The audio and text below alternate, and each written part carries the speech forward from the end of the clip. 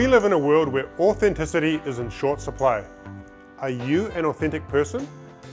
In other words, are you true to your own values? How can we be like that? Why does it matter? Well, authenticity is a foundation for leadership. You want to be silver rather than silver-plated.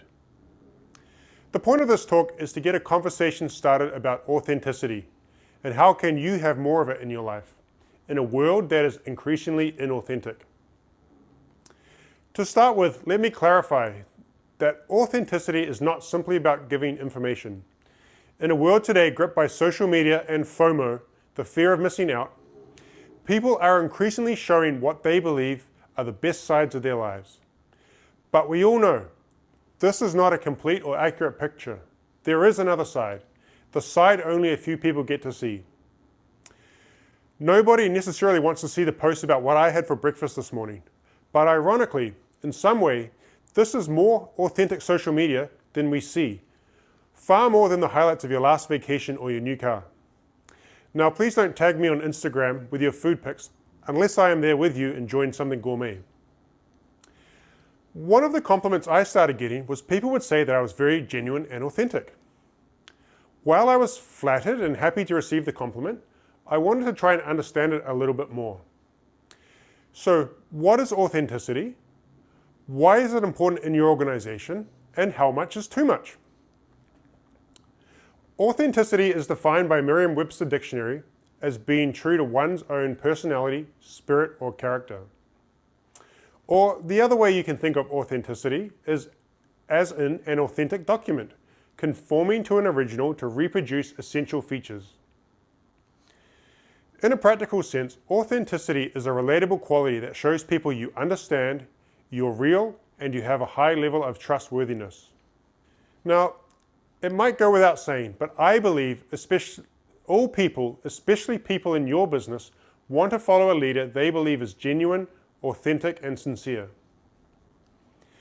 The concept of authenticity has its roots in Greek philosophy, to thine own self be true.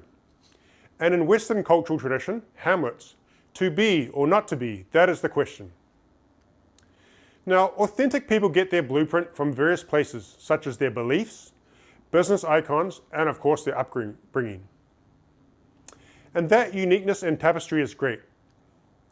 For myself as a Christian, I primarily get my values and authentic blueprint from the roadmap for my life, which is the Bible. Here is a practical example of authenticity. I am holding up 2 spoons. One of these spoons is silver-plated, and the other is 100% silver. From looking at them, you cannot tell which of these is 100% silver until some wear and tear happens. After a while, the plated spoon will chip and you'll be able to see what's underneath. The real silver spoon may get some dents, but you'll always be able to polish it back to the original quality silver that it was. Of course, we all want to be the pure silver spoon in life. In his book, Didn't See It Coming, Carey Nieuwhof talks about authenticity in this way. He talks about the real you, who are you when no one is looking, and the projected you, what you want people to think about you. The gap between the two is a lack of authenticity, or put another way, deception. But if this is true, and I think the concept is, you have probably heard the saying, fake it till you make it, or as an employee to dress for the next job that you want. Does this approach reflect authenticity or good advice, or is it deception? In my mind, the question then becomes what deception is and what is forward-looking authenticity. Let me give you an example. My first company, I started with a business partner. It was an engineering consulting company working in the power industry. We were a couple of young guys, a good idea, but we had to figure out a way to be taken seriously, even if we didn't deserve it. Picture me, a young guy, short hair, tall and lanky, just out of pimples, hustling in my startup company, trying to gather revenue and close sales. We were young, smart, full of energy, but selling into a slow-moving conservative industry. Often we didn't get taken too seriously, especially when it came down to decision time for awarding contracts. So, what did we do? Well, we built a fancy website, trying to make our little 2-person company look as large as possible. We dressed for success with fancy suits, briefcases, the whole bit. And every now and then we'd bring along an older, more distinguished engineer that we had on contract to help us look credible. The result was that we grew a successful company to multi-million-dollar revenues that was profitable, and we sold it all in 3 years. Was this deceptive? Well, my take on this is it comes down to your intent and your vision. What is your vision for the future? In my view, it is not deception if, as in my case, we saw a larger, more successful engineering consultancy in our future. If that's the vision and you're working towards it, continue to fake it till you make it. However, if on the other hand you are doing it just to be important and your intent is not to build such a thing, that is deception. As a result, you need to understand your vision and determine whether authenticity is at the core of your why and your intent. Authenticity also has some very simple practical qualities. The first one I want to talk about is do what you say. I'm going to pick on Canadians for a minute here, but don't worry, I am now a naturalized Canadian, so I am one of them. One of the things I found very frustrating when I first moved to Canada almost 17 years ago, I was trying to expand my network. So I'd go and meet people, have some great conversations, say, hey, let's get together for a coffee or lunch sometime. Well, being the straightforward kid that I was, I would go away and send an email to try and book a time. Not realizing that in Canadian culture, or the Canadians that I was meeting, a lot of them would say yes about a meeting without the intent of actually following through.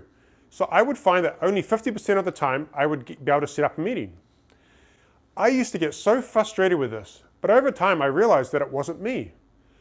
It was that people were saying, yes, let's meet, even if they didn't have the intention of following through. Now my advice is don't do this, and especially don't do this with your employees or people who look up to you. Another practical aspect of authenticity is to respect everybody around you. As a leader, CEO, you are not too mighty to acknowledge everyone that you come across, whether it's a janitor in your office building or the mail delivery person. In Vancouver, where I live, we have a very high homeless population. These people are largely dehumanized. Some people may give them some coins or some change as they walk past, but they largely don't acknowledge them as individuals. I have made a point recently that even if I don't have change to give them, I always ask their name and if I can shake their hand. Now you should see the smile in their eyes and on their face when they often proudly say their name. Now, when you ask this question to a homeless person or engage with one of your employees, be interested. Look them in the eye and intend to interact meaningfully.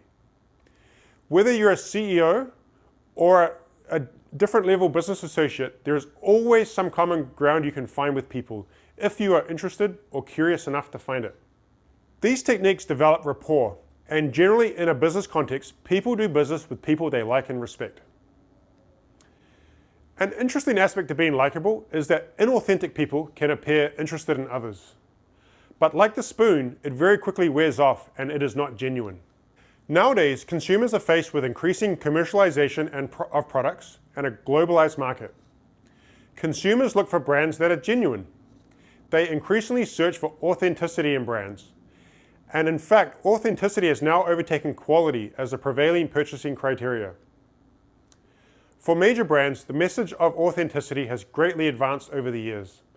From a simple reassurance of genuine merchandise or service, I have an original Nike shirt, to a much more powerful and cohesive message of differentiation and deeply rooted values from their companies. In 2020, a company called Escalante newly released a brand authenticity index in the US. The top performers were Trader Joe's, AAA, Samsung, and Target. Escalante noted, the companies that performed well in our initial surveys go beyond the talk. They live and breathe their values. These companies have won consumers over with their words and actions. Now, how much authenticity is too much? Obviously, you don't want to go to a company meeting and tell everyone about your terrible morning. You had a fight with your spouse, you spilled breakfast down your clothes, and your kids don't like you anymore. That has been a little too authentic. As leaders, we need to develop better emotional awareness and intelligence and discern when to be more authentic and when to provide less information.